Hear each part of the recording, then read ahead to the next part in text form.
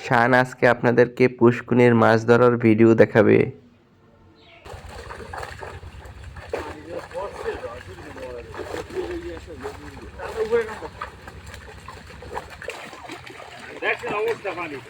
পানি পয়সা গেছে আমরাও দেখি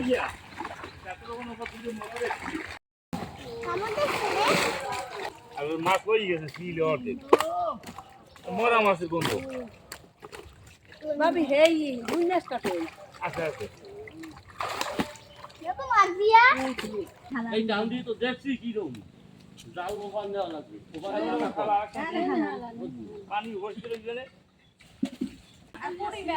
কি করো তুই?